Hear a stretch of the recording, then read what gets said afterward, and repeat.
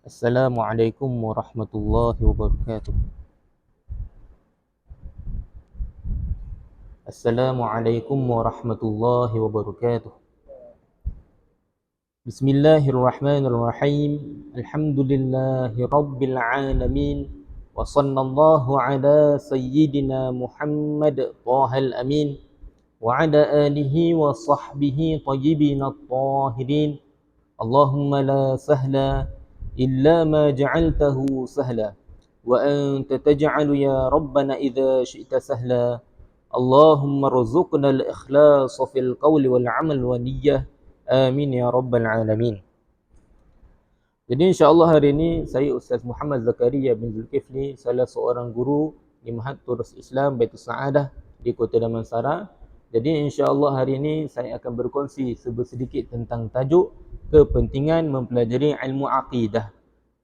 Jadi kita seperti mana kita tahu bahawa ilmu akidah ini ilmu yang sangat penting, lebih-lebih lagi kita pada akhir zaman ini yang mana kita tengok banyak sebenarnya akidah-akidah yang kita lihat yang sudah mula menyeleweng, sudah nampak mereka itu tersasar daripada jalan yang betul. Jadi sebabkan itu saya berbesar hati untuk berkongsikan tentang perkara tentang kepentingan untuk mempelajari ilmu akidah ini untuk kita jaga generasi kita sekarang dan juga yang masa akan datang insya-Allah taala. Okey. Jadi sebelum kita mulakan majlis kita pada pagi ini, sama-samalah kita hadirkan niat yang ikhlas semata-mata kerana Allah. Kita hadirkan diri kita dalam majlis ilmu ini dengan niat lillahi taala. Kita niat di dalam hati. Kerana Nabi kita sallallahu alaihi wasallam bersabda, innamal a'malu binniyat. Itu sesungguhnya amal kebaikan diambil kira sekiranya didatangkan dengan niat yang betul. Okey. Jadi bila nak lakukan satu amalan, mesti kita laksanakan dengan niat supaya kita dapat pahala daripada Allah Subhanahu Wa Taala dan amalan kita itu dia terima olehnya. Okey. Jadi tanpa membuang masa, insya-Allah saya akan mulakan tentang tajuk ini.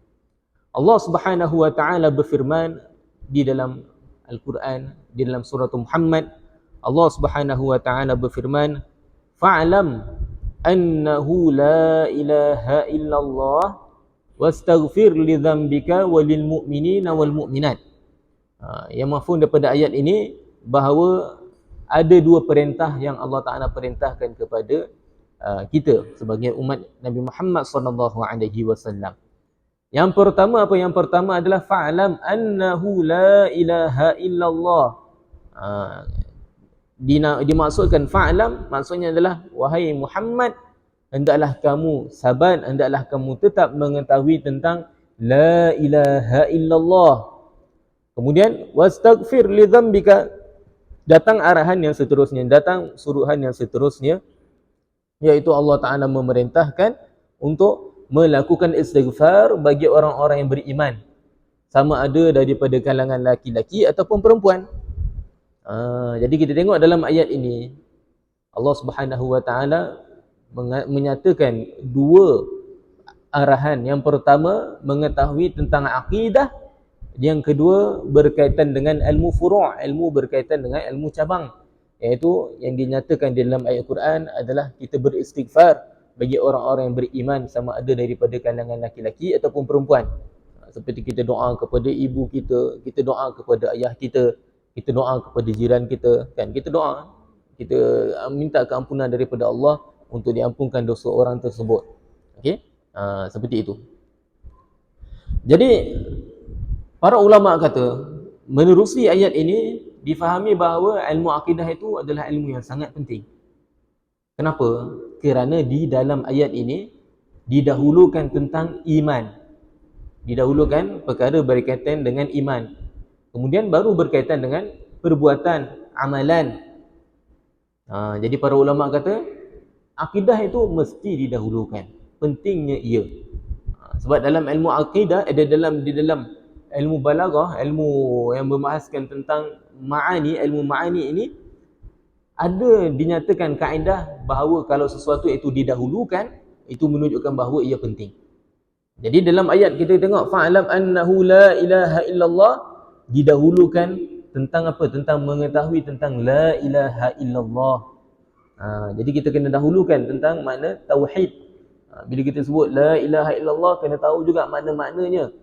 Bukan kita semata-mata sebut tapi tak tahu makna.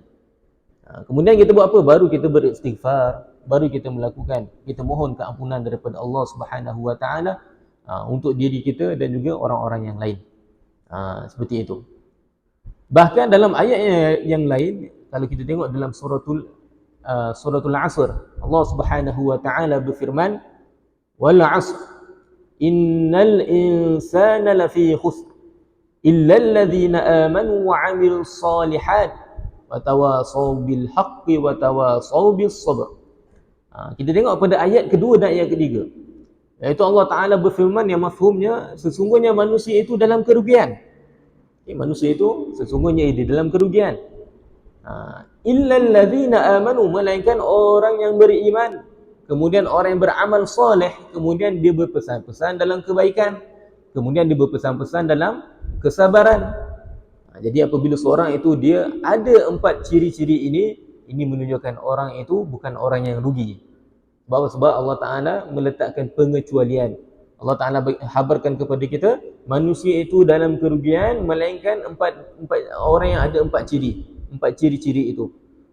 Dan dinyatakan pada awal daripada ciri-ciri itu, nak katakan pentingnya ia didahulukan dengan iman. Sebab Allah Ta'ala berfirman, illal ladzina amanu, itu didahulukan tentang iman. Jadi para ulama kata di sini pentingnya ilmu akidah, ilmu berkaitan dengan iman, ilmu yang membahaskan tentang makna la ilaha illallah. Itu dia. Okey, sebab orang yang beriman dia tak akan rugi. Orang yang beriman kepada Allah dan Rasul, orang ini pengakhiran ni masuk ke dalam syurga. Walaupun didahului dengan apa? Walaupun orang itu dahulu dikenali dengan buat jahat, buat maksiat banyak sangat, tapi dia tahu tentang makna la ilaha illallah Muhammadur Rasulullah, ini yang menyelamatkan dia daripada kekalnya di dalam neraka. Sebab Nabi kita sallallahu alaihi wasallam pernah bersabda dalam satu hadis. Hadis ini diriwayatkan oleh al-Imam Bukhari radhiyallahu anhu.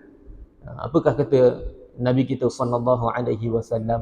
Nabi kata apa? Nabi kata, yakhruju minan nari man qala la ilaha illallah wastaghfir li dhanbika walil mu'minin. Yakhruju minan nari man qala la ilaha illallah wa fi qalbihi wazn dzarrati minal iman.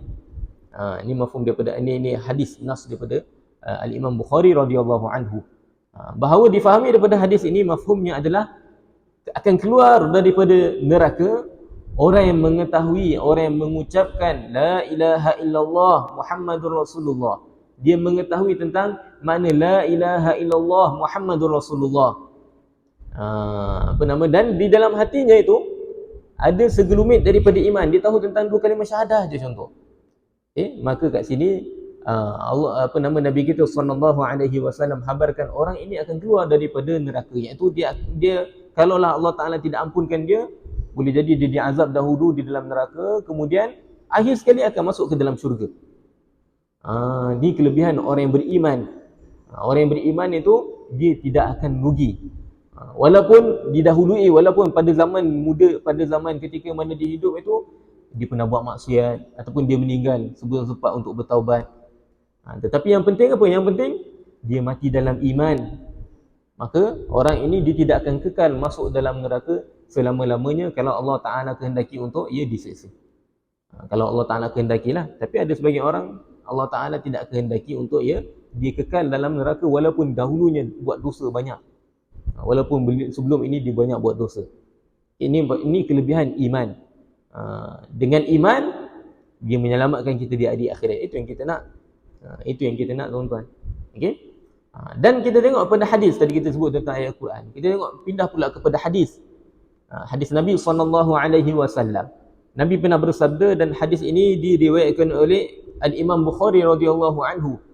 Nabi kata apa? Nabi kata, afdalul a'mal imanun billahi wa rasulih. Seafdal amalan adalah beriman kepada Allah dan Rasul. Ini amalan yang paling mulia secara mutlak, nombor 1. Sebab amalan mulia ni banyak, amalan yang lebih afdal ni banyak. Tapi kat sini yang dimasukkan dengan afdalul amal, iaitu amalan paling mulia nombor satu, iaitu adalah beriman kepada Allah dan Rasul. Ini Nabi kita sallallahu alaihi wasallam telah menyatakan perkara ini. Bila kita tahu perkara yang berkaitan dengan iman, bila kita tahu perkara berkaitan dengan iman, perkara berkaitan dengan la ilaha illallah Muhammadur Rasulullah, ini ketahuilah bahawa kita telah melakukan amalan yang paling mulia. Amalan yang paling mulia. Subhanallahal azim. Dan kita tengok pada hadis yang lain. Satu ketika Nabi kita sallallahu alaihi wasallam, dan hadis ini pun diriwayatkan oleh Imam Bukhari radhiyallahu anhu di dalam sahihnya. Nabi satu ketika didatangi oleh orang-orang Yaman. Ketika itu orang-orang Yaman dah ramai dah masa tu, dah ramai masuk Islam. Berkat daripada dua orang sahabat Nabi, Abu Musa al-Ash'ari dan juga Muaz bin Jabal, yang mana diutuskan ke Yaman untuk menyebarkan dakwah di sana. Lalu orang-orang dekat Yaman itu kan dah ramai dah masuk ke dalam agama Islam. Dan ketika itu mereka mengutuskan beberapa orang sahabat, beberapa kalangan daripada kalangan mereka untuk bertanya soalan kepada Nabi sallallahu alaihi wasallam. Lalu mereka pergi. Sebahagian daripada mereka itu datang kepada Nabi kita sallallahu alaihi wasallam. Apakah soalan dia? Soalannya adalah dia tanya kepada Nabi kita, wahai Rasulullah, apakah makhluk yang pertama yang diciptakan? Soalan ini penting untuk kita tahu. Apa makhluk pertama yang diciptakan? Seperti mana yang diriwayatkan oleh Al-Imam Bukhari radhiyallahu anhu. Tapi kita dengar jawapan daripada Nabi kita sallallahu alaihi wasallam. Nabi kata apa? Nabi kata, kana Allahu wa lam yakun syai'un ghairuh, wa kana 'arshuhu 'alal ma', wa kataba fi dhikri kulli syai'. Nabi kita sallallahu alaihi wasallam tidak jawab terus jawapan yang sahabat tu tanya, tak. Tapi Nabi sallallahu alaihi wasallam menjawab soalan dengan lebih utama, dengan yang lebih utama. Okey, Nabi tak terus jawab direct, tak. Dalam hal ini Nabi jawab dengan perkara yang lebih penting. Okey, perkara yang lebih penting. Soalan yang ditanyakan apa? Apakah makhluk yang pertama yang diciptakan? Makhluk pertama sekali diciptakan apa? Lalu Nabi kata apa? Nabi kata Allah Ta'ala itu azali, tiada permulaan bagi kewujudannya. Sebelum Allah Ta'ala menciptakan segala sesuatu, Allah ada, tanpa adanya tempat, tanpa adanya masa, tanpa adanya air, tanpa adanya kolam, tanpa ada selain daripada itu, daripada makhluk-makhluk. Ini maksud daripada kana Allahu wa lam yakun syai'un ghairuh. Sebelum Allah Ta'ala menciptakan segala sesuatu, Allah ada, tanpa adanya segala sesuatu bersama dengannya. Itu maksud daripada hadis. Tengok soalan Nabi. Nabi jawab perkara dengan yang lebih penting. Okey, walaupun Nabi dah tahu, Nabi tahu bahawa orang yang datang tu, sahabat-sahabat yang datang itu dia orang beriman, pasti tahu tentang kalimah Allah itu azali, Allah tiada permulaan bagi kewujudannya, pasti tahu. Tapi Nabi kita sallallahu alaihi wasallam tetap menjawab dengan perkara yang lebih penting untuk diketahui, iaitu Allah Subhanahu wa taala tiada permulaan bagi kewujudannya. Okey, kemudian baru Nabi beritahu makhluk yang pertama wa kana arshuhu 'alal ma', iaitu makhluk yang pertama itu adalah air. Kemudian al-arash, kemudian al-qalam, kemudian al-lawh. Empat makhluk ini adalah makhluk yang pertama yang diciptakan oleh Allah Subhanahu wa taala. Kita tengok dekat sini didahulukan tentang kepentingan mengetahui tentang bahawa Allah itu tiada permulaan bagi kewujudannya. Baru Nabi jawab jawapan. Baru Nabi jawab jawapan tersebut. Subhanallah azim. Ni Nabi nak bagi tahu bahawa pentingnya mengetahui tentang ilmu akidah. Subhanallah. Kita pindah pada hadis yang mana sebahagian sahabat Nabi SAW katakan. Yang mana satu hadis Nabi kata apa? Nabi kata seorang sahabat yang bernama Jundub bin Abdullah. Ni hadis ini penting untuk kita tahu. Mungkin ramai orang terlepas pandang tentang perkara ini. Hadis ini diriwayatkan oleh Imam Bukhari dalam kitab At-Tarikh Al-Kabir. Dia kata apa? Dia kata berkata Jundub bin Abdullah radhiyallahu anhu, dia kata kunna ghilmanun hazawirah ma'a Rasulillah sallallahu alaihi wasallam fayu'allimuna al-imana qabla al-Qur'an thumma yu'allimuna al-Qur'ana fazdadna bihi imana. Mafhum daripada ayat ini bahawa kita apabila hampir sampai kepada usia baligh, itu Jundub bin Abdullah, apabila dia bersama dengan Nabi, ketika itu usianya hampir balik, sikit lagi nak balik. Jadi dia kata apa? Dia kata Nabi mengajarkan kepada kita tentang iman sebelum kita mempelajari tentang Al-Quran. Belajar iman dulu, la ilaha illallah Muhammadur Rasulullah, mengetahui tentang iman, rukun-rukun asas tentang iman, kan? Kemudian Jundub bin Abdullah kata, kemudian kita mempelajari tentang Al-Quran. Setelah mana kita mempelajari tentang iman, faznadna bihi imana, lalu bertambah iman kita disebabkan kita mempelajari tentang Al-Quran. Tapi kat hadis ini, ya, kita tahulah bahawa apabila Nabi mengajarkan tentang iman, Nabi ajar juga tentang solat, Nabi ajarkan tentang kewajipan-kewajipan yang lain. Kemudian baru Nabi ajar tentang Al-Quran. Sebab Al-Quran itu sunat je kita baca. Adapun perkara-perkara yang wajib, pasti dia dahulukan. Okay, jadi kat sini kita tengok guideline macam mana para sahabat beritahu bahawa apabila mereka belajar dengan Nabi, kan, Nabi ajar apa dulu? Nabi ajar tentang iman dahulu. Kemudian baru Nabi ajar tentang Al-Quran. Kemudian dah habis belajar iman, belajar perkara fardu yang lain, kemudian baru belajar tentang Al-Quran. Lalu bertambah iman para sahabat ketika itu. Subhanallahil azim. Ini merupakan cara para sahabat, bagaimana mereka nak memula mempelajari tentang satu ilmu agama, didahulukan tentang iman dulu. Dahulukan tentang iman. Tapi pada zaman kita sekarang ni berbeza, terbalik. Dan perkara ini bukan zaman kita sahaja dinyatakan. Bahkan telah diriwayatkan daripada Abdullah bin Umar. Diriwayatkan daripada Abdullah bin Umar, anak Sayyidina Umar radhiyallahu anhu, dia kata kunna nata'allamu at-tauhid qabla an nata'allama al-Quran wa antumul an tata'allamuna al-Quran thumma tata'allamuna at-tauhid. Dia kata apa? Sayyidina Abdullah bin Umar kata bahawa kita pernah belajar tentang tauhid dulu sebelum kita mempelajari tentang Al-Quran. Ini apa yang Abdullah bin Umar bagi tahu, yang dia belajar dengan ayahnya sendiri, yang dia belajar dengan Nabi SAW. Kemudian dia kata apa? Wa antumul an, dan kalian sekarang ini, pada zaman dia lah 1003 tahun lepas, lama dah.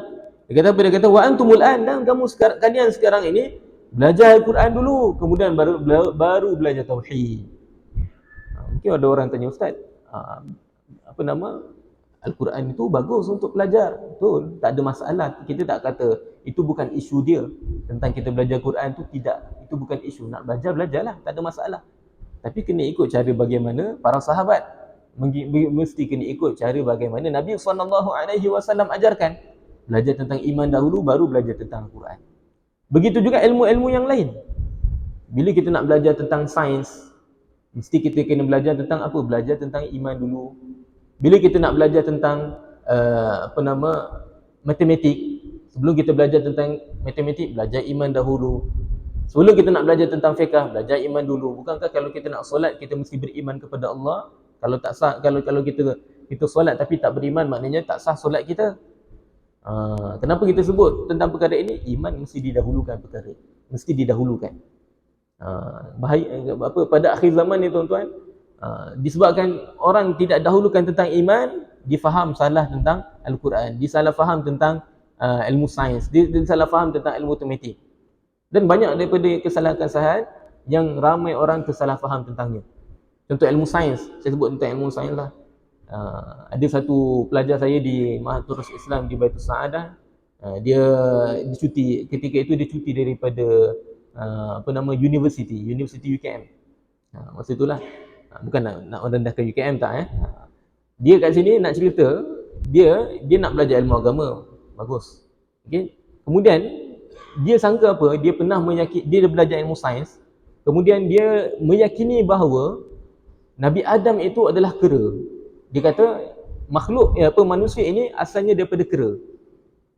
Macam mana boleh sampai kepada tahap ini? Ini kerana tak belajar tentang iman. Kalaulah dia kata manusia itu daripada kera, maknanya Nabi Adam itu kera lah. Sebab yang pertama, manusia yang pertama adalah Nabi Adam. Kenapa boleh jadi seperti ini? Sebab tidak dahulukan tentang iman tu. Tapi alhamdulillah dia dah belajar tentang perkara ini, lalu berubah pendapatnya tentang perkara ini. Okey, kena berhati-hati. Begitu juga orang yang belajar tentang matematik. Macam mana boleh salah faham tentang matematik? Ada sebagian orang kan, bila dia belajar tentang ilmu matematik, dia meyakini bahawa nombor-nombor itu tiada pengakhiran bagi kewujudannya. Kita tak kata dalam hal ini kena faham betul-betul. Kita makhluk pasti ada pengakhiran. Kita makhluk pasti ada pengakhiran. Kita kena ingat perkara ini. Hatta nombor sekalipun pasti ada pengakhiran. Okay, pasti ada pengakhiran. Walaupun kita kira sampai 1 juta, 20 juta, kita yakini bahawa ada pengakhiran. Okey? Tapi ada juga sebagian orang yang tak belajar tentang ilmu tauhid, dia kata apa? Dia kata nombor itu infinity, tiada pengakhiran dia. Kena hati-hati. Yang tiada pengakhiran itu adalah Allah Subhanahu Wa Taala. Sifat-sifat Allah tak sama seperti sifat-sifat makhluk. Kena hati-hati. Okey, ini ilmu matematik. Begitu juga kalau tafsiran Al-Quran, dan benda ini berlaku pada akhir zaman ini. Ramai orang dia buka Quran, dia nak hafal Quran, dia buat apa? Dia tengok dalam terjemahan. Walaupun kadang-kadang terjemahan itu betul, walaupun terjemahan itu kadang-kadang dia tulis betul. Kita tahu terjemahan itu betul, tapi kadang-kadang kalau disebabkan kurangnya kefahaman kita tentang ilmu akidah, boleh terjerumus kita dalam kesalahan. Banyak berlaku pada akhir zaman ni tuan-tuan, perkara ini. Kita tengok pada golongan yang kata kita tengok pada golongan yang dalam 2 minggu ni, dia kata apa? Dia kata Nabi Muhammad itu adalah Allah. Ataupun dia kata Muhammad itu adalah Allah, Allah itu adalah Muhammad. Dia kata apa? Allah tu subjek, dia kata apa? Subjek dan objek Allah Ta'ala. Apakah dia kata? Saya tak faham. Sedangkan kalau kita orang yang beriman, pasti takkan kata bahawa Allah itu Muhammad itu Allah. Sebab kita meyakini bahawa Allah Subhanahu Wa Taala laisa kamitslihi syai'. Allah tidak sama seperti makhluknya. Walaupun dia takwil, walaupun dia kata dengan makna tajalli, dengan makna itu, tak. Kita kata Allah bukan Muhammad, Muhammad bukan Allah. Selesai, habis. Kita orang beriman meyakini seperti itu. Allah tidak sama seperti makhluknya, selesai. Bahkan kalau kita tengok dalam ayat Al-Quran, dalam suratul Maidah ayat 72, Allah Ta'ala berfirman, laqad kafara alladhina qalu innallaha huwal masih ibnu Maryam. Dalam ayat ini jelas Allah Ta'ala nyatakan apakah hukum yang mengatakan seseorang itu mengatakan bahawa Allah itu Nabi Isa. Apa yang Allah Ta'ala nyatakan? Laqad kafara. Laqad ni kat sini sumpah. Nak kata betul, memang telah jatuh kafir siapa yang kata bahawa Allah itu Nabi Isa. Ini dalam surah Maidah dinyatakan perkara seperti ini. Sama juga orang yang katakan Nabi Muhammad itu adalah Allah ataupun Allah itu adalah Nabi Muhammad, sama aja. Kan? Subhanallahul azim. Kena berhati-hati tentang akhir zaman ni. Daripada mana mereka salah faham? Daripada mana? Disebabkan mereka tak belajar iman, kemudian dia nak terus lompat kepada ilmu Quran. Itu dia. Okey. Daripada ayat mana? Daripada ayat yang selalu kita baca, hatta kita tadi baru baca lepas solat. Apa ayatnya? Qul huwallahu ahad. Allah Subhanahu Wa Taala berfirman tentang surah Al-Ikhlas, Qul huwallahu ahad, Allahus samad, lam yalid wa lam yulad wa lam yakul lahu kufuwan ahad. Surah ini tuan-tuan diturun sebab apa? Dia turun disebabkan ada orang-orang Yahudi tanya kepada Nabi Muhammad tentang sifat-sifat Allah. Ditanya tentang perkara tu, tentang sifat-sifat Allah. Tapi mereka tanya Nabi bukan sebab nak dapat jawapan. Mereka tanya Nabi kerana apa? Nak mempelekehkan Nabi kita Muhammad SAW. Seperti mana adat orang-orang Yahudi. Dia tanya, dia bukan dia nak jawapan, dia nak pelekeh je. Sebutkan lah macam tu. Macam ejek lah. Okay? Lalu turun ayat Quran, Qul huwallahu ahad, Allahus samad, lam yalid wa lam yulad wa lam yakul lahu kufuwan ahad. Yang difahami bahawa daripada ayat pertama Allah Ta'ala nyatakan bahawa Allah tu esa. Ayat kedua Allah Ta'ala menyatakan bahawa Allah Ta'ala itu tidak berhajat kepada segala sesuatu. Di antara tafsirnya.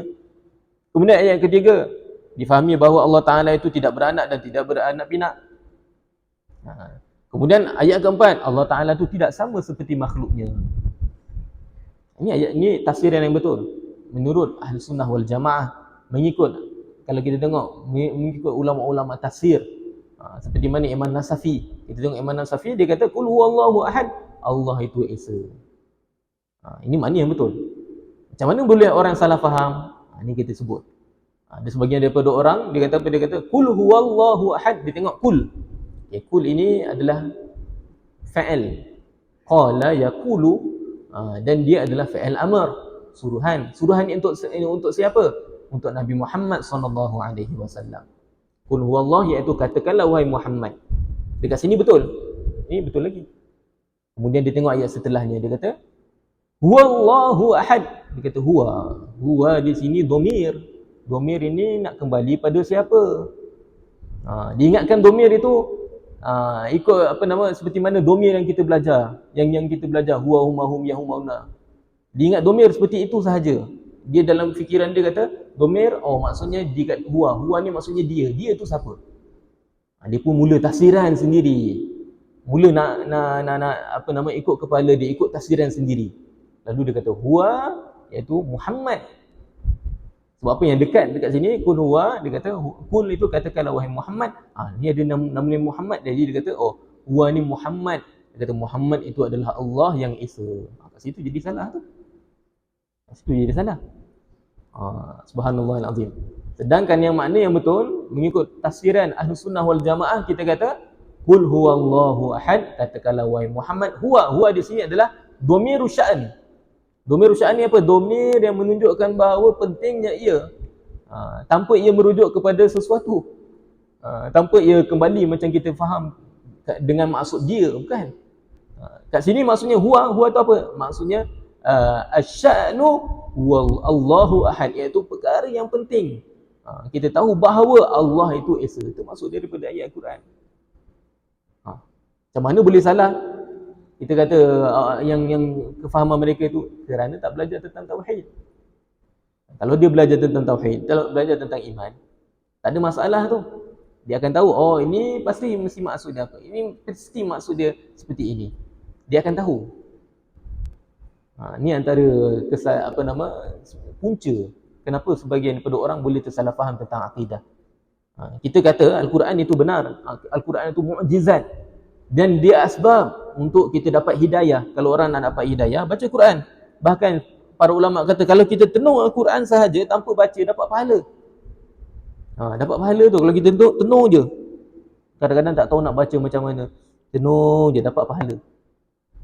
Kan? Tapi kita kena tahu, ada juga orang yang tersesat, tersalah faham tentang Al-Quran, lalu sesat mereka disebabkan kurangnya kefahaman tentang ilmu akidah. Allah Ta'ala berfirman, yudillu bihi katsira wa yahdi bihi katsira. Iaitu sebagian orang bila dia baca Quran, dia faham, lalu dia dapat hidayah disebabkan dia baca Quran. Dan ada sebagian orang disebabkan kurangnya kefahaman tentang ilmu akidah ataupun sedikitnya kefahamannya, maka dekat sini dia jadi sesat. Subhanallahal azim. Kena berhati-hati. Nak elakkan daripada jatuh sesat tu, belajar ilmu akidah dulu. Tak boleh kita buka Quran, kita tafsir ikut kepala sendiri. Kalau kita tak tahu tentang tafsiran itu, kita diam. Kita kata, ini mungkin ini kita serah kepada Allah dah, kita baca Quran dia. Tu je. Tanpa kita ikut tafsiran kepada sendiri. Kalau kita tengok Sayyiduna Abu Bakar radhiyallahu anhu, satu ketika pernah ditanya tentang wa faqihatan wa abba. Kalimah abba, apa maksud wa abba di sini? Lalu Sayyiduna Abu Bakar dia kata apa? Dia kata, langit mana yang menaungiku? Bumi mana yang aku duduk? Kalau aku berkata tentang satu ilmu dan aku tidak tahu, macam mana aku nak jawab perkara ni? Kat sini dia kata, maksud daripada perkataannya adalah, aku tak tahu tentang tafsiran ayat ni, aku tanya Nabi SAW. Itu mafhum daripada ayat. Dia sendiri, Sayyidina Abu Bakar, manusia yang paling mulia setelah Nabi Muhammad, insan yang paling mulia setelah Nabi Muhammad, iaitu Sayyidina Abu Bakar. Sayyidina Abu Bakar apabila ditanya tentang ditanya tentang wa faqihatan wa abba, dia tak tafsir ikut kepala sendiri. Dia kata apa? Dia kata, aku tanya Nabi SAW, aku takut nak berfatwa tanpa ilmu. Tapi kita sekarang sampailah kepada kita zaman yang mana ramai orang yang kononnya ramai orang yang dibasuh dengan tadabbur Quran, tadabbur, tapi dia tak tahu apa maksud tadabbur yang betul. Lalu dia pun cuba nak tafsir ikut kepala sendiri. Itu kena hati-hati. Kita kena faham tadabbur itu apa, tuan-tuan. Tadabbur ini kita menghayati makna setelah mana kita tahu tentang tafsirannya. Bukan kita buka Quran, kita baca qul huwallahu ahad, kemudian kita tengok terjemah, kita nak faham sendiri. Ini macam mana, ikut kefahaman sendiri. Tak. Salah tu cara tu. Boleh jadi salah macam yang kita sebut golongan tu. Subhanallah. Jadi kena berhati-hati. Nak tadabbur boleh, tapi kena tahu maknanya dulu. Belajar ilmu tafsir dulu. Contoh ada ustaz ajar tentang ilmu tafsir. Jadi kita dah tahu dah ilmu tafsir macam ayat ini. Contoh tafsir suratul Ikhlas. Okey, kita dah tahu surah Ikhlas. Jom kita baca terjemahan. Terjemahan tu mesti bersepakat dengan tafsiran itu. Jadi kat sini kita tahulah. Kita dapatlah tadabbur tu. Baru betul caranya. Tapi ramai orang zaman sekarang dibasuh yang dia kata tadabbur, tapi dia tak faham tadabbur itu apa. Okay, jadi kena berhati-hati pada akhir zaman ini. Lebih lagi ada pada akhir zaman ni ada satu golongan yang sibuk menyamakan Allah dengan makhluk. Ada. Dia sibuk menyamakan Allah dengan makhluk. Dia tengok ini kenapa? Kerana salah faham tentang Al-Quran. Dia kata apa? Dia tengok surah Taha ayat 5. Dia kata Ar-Rahmanu 'ala 'arsy istawa. Di sini dia pun buka terjemahan, dia tengok kemudian dia faham, dia nak faham sendiri. Kemudian dia tengok YouTube pula, dia tak faham. Ataupun dia buka Google pula, dia tak nak tanya. Malu tanya sangat, malu tebal sangat. Tebal gunung. Malu nak tanya daripada orang yang tahu tentang tafsiran. Lalu salah faham dia tentang makna ayat ini. Kita kena faham Ar-Rahmanu 'ala 'arsy istawa maksudnya adalah Allah Subhanahu wa taala itu menguasai arasy. Menurut pada sebahagian tafsiran, Allah Subhanahu wa taala itu menjaga arasy. Yang mana arasy itu makhluk yang paling besar. Makhluk paling besar dari sudut saiz. Dia merupakan atap bagi syurga. Dia berada di atas syurga. Syurga itu berada dekat arah atas. Atas langit ketujuh. Kemudian ada atapnya itu dinamakan al-arsh. Jadi Ar-Rahmanu 'ala 'arsy istawa maksudnya apa? Maksudnya adalah Allah menguasai arasy. Allah menjaga arasy. Allah mengekalkan arasy. Kalau Allah Taala tak mengekalkan arasy, maka dia akan jatuh ke bawah. Kalau Allah Taala tidak menjaga arasy itu, maksudnya dia akan jatuh ke bawah, lenyek kita. Tapi sekarang kita tengok tak lenyek pun. Ini kerana apa? Kerana Allah Subhanahu wa taala dia yang menjaga arasy tersebut. Itu maksud daripada ayat. Tapi ada orang yang lemah fahamnya tentang akidah, dia tak nak belajar tentang akidah, terus lompat kepada ilmu fiqh, dia nak lompat kepada ilmu tafsir. Dia buka Quran Ar-Rahmanu 'ala 'arsy istawa, kemudian dia faham Allah itu duduk atas arasy. Daripada mana datang perkara ini? Kita duduk, tuan-tuan. Kita sekarang ni kita duduk. Jadi kita tengok pada binatang-binatang yang berada di luar tu pun duduk. Mustahil Allah Taala bersifat dengan duduk. Apakah itu duduk? Duduk di sini adalah sesuatu benda tu mesti kena ada dua juzuk, dua bahagian. Bahagian atas dan bahagian bawah. Kita ni ada bahagian atas, ada bahagian bawah. Bila kita duduk, kita letakkan bahagian bawah kita ke tempat yang kita nak duduk. Itu dinamakan duduk. Itu dinamakan duduk. Adapun Allah Subhanahu wa taala tidak disifatkan dengan duduk. Kena faham. Allah Taala tidak disifatkan dengan duduk. Walaupun orang kata duduk tapi tak sama seperti duduk kita. Ini pun bahaya, tuan-tuan. Kenapa? Kerana kalau kita kata macam tu, mungkin orang kata, mungkin dia duduk bersila. Orang salah faham. Ataupun kalau ada orang kata duduk tapi tak seperti duduk kita, mungkin ada orang kata mungkin duduk tahiyat akhir. Macam mana tu? Subhanallahul azim. Kalau seorang tu dia guna duduk tapi tak seperti duduk kita, kalau kita tengok kita duduk, sama tak macam kucing duduk? Lain. Kucing duduk lain, anjing duduk lain. Beza dengan cara kita duduk. Sama je ayat. Jadi kena berhati-hati. Itu tafsiran yang salah kita kata tadi. Yang betul, Ar-Rahmanu 'ala 'arsy istawa, Allah menjaga arasy. Itu maksud daripada ayat. Macam mana kita tahu ayat itu, sedangkan ayat itu mempunyai banyak makna? Daripada ilmu akidah, kembali balik pada ilmu akidah tu. Kita faham, kita belajar tentang la ilaha illallah Muhammadur Rasulullah, kita meyakini bahawa Allah Subhanahu wa taala Tuhan yang berhak untuk disembah. Kita memahami Allah Subhanahu wa taala itu Allah itu pencipta akan segala sesuatu, sama ada perkara baik ataupun perkara buruk, iman ataupun kufur, semua Allah taala ciptakan.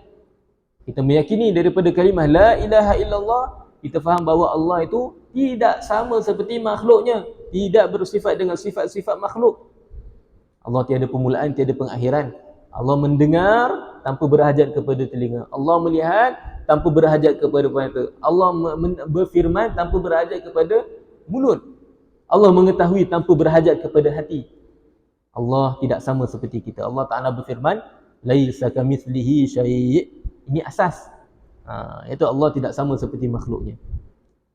Kita tengok ayat lain, walillahil mathalul a'la. Allah Ta'ala itu ada sifat yang mana sifat-sifatnya tidak sama seperti sifat makhluk. Walaupun kadang-kadang perkataan itu digunakan sama, tapi bukan maksudnya sama. Contoh kita kata tadi, kita tengok dalam firman Allah Ta'ala, wa huwas sami'ul basir. Kita faham, oh Allah Maha mendengar, Maha melihat, Maha mendengar. Nanti orang tanya, habis Ustaz, apa beza Allah mendengar, kita pun mendengar? Apa bezanya? Beza. Walaupun ibarat sama, walaupun ibarat digunakan sama, tapi maknanya berbeza.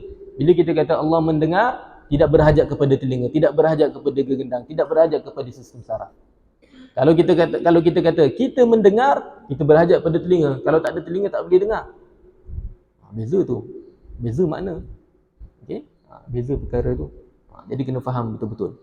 Semua tu kembali balik kepada akidah. Sebab tu ilmu akidah mesti didahulukan. Mesti diajar dulu sebelum kita belajar tentang ilmu-ilmu lain. Ilmu-ilmu lain bagus. Contoh kita belajar fiqh, kita belajar tasawuf, belajar tentang tafsiran Quran, belajar tentang faraid, bagus. Tak ada masalah kita nak belajar, dapat pahala kalau kita niat ikhlas kerana Allah.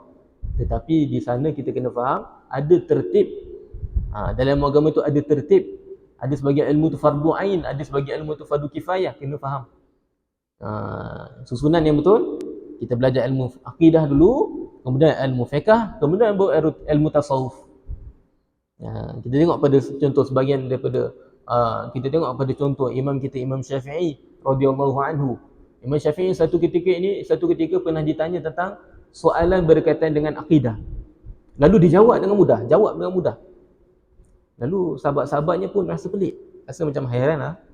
Kenapa Imam Syafi'i dia pakar dalam hukum hakam tentang fiqh. Tapi bila ditanya tentang akidah, sekejap dia dijawab. Lalu ditanya tentang perkara ni, kenapa boleh jawab mudah pada ilmu akidah? Lalu Imam Syafi'i kata, atqantu zaka qabla hadza. Aku telah kuasai ilmu tu, ilmu akidah dulu sebelum aku belajar tentang ilmu fiqh. Ilmu akidah dulu aku belajar, baru aku belajar ilmu fiqh. Ini Imam Syafi'i radhiyallahu anhu, cara bagaimana dia belajar ilmu agama. Begitu juga kalau kita tengok Imam Abu Hanifah radhiyallahu anhu.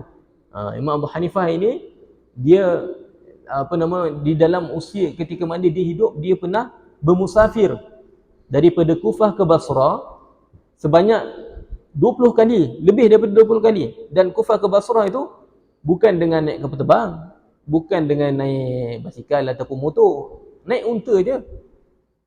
Okay? Dan Kufah ke Basrah itu sangat jauh, lebih daripada 5 km.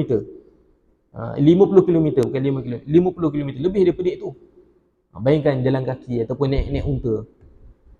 Dia ulang alik daripada Kufah ke Basrah. Kenapa? Kerana ingin menyampaikan tentang la ilaha illallah Muhammadur Rasulullah, dan ini ingin membetulkan akidah yang salah. Ada sebagian akidah pada zaman beliau adalah mula sikit-sikit ubah, lalu dia betulkan akidah yang benar. Subhanallah alazim. Dan beliau juga pernah karang 5 kitab akidah, antaranya Al-Fiqhu Al-Akbar. Al-Fiqhu Al-Akbar ni kitab yang dikarang oleh Imam Abu Hanifah. Apa maksud Al-Fiqhu Al-Akbar? Maksudnya fiqh yang besar. Fiqh kat sini maksud datang dengan mana kefahaman. Itu kefahaman paling besar untuk kita faham sebelum kita belajar ilmu-ilmu yang lain adalah ilmu akidah. Itu dia. Dalam kitab tu bahaskan tentang ilmu akidah. Kita tengok orang-orang soleh, orang-orang terdahulu dahulukan tentang ilmu ini. Nak katakan bahawa ilmu ini penting. Kalau kita tengok pada ilmu sufi, Ada seorang ulama namanya Al-Imam Junaid Al-Baghdadi. Dia kata apa? Dia kata at-tauhid ifradul qadimi minal muhdath. Apa maksud tauhid? Tauhid di sini adalah mengesakan Allah, tidak menyamakan Allah dengan makhluk. Itu maksud daripada at-tauhid. Okey. Ini Imam Sufi, ulama Sufi yang besar pada zamannya. Imam Junaid Al-Baghdadi, orang yang masyhur. Okey, dia pernah kata apabila ditanya tentang apa makna kalimah tauhid, dia kata tauhid itu adalah tidak menyamakan Allah dengan makhluk.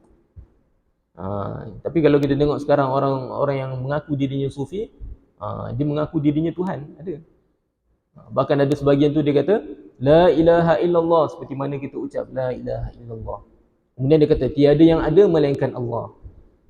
Maknanya kita sekarang ni tak ada. Yang ada tu adalah Allah. Lepas tu dia kata mikrofon ni Allah, meja ni Allah, kita manusia Allah. Ada golongan seperti ini yang mengaku dirinya Sufi. Kenapa boleh salah? Tak belajar tentang ilmu akidah.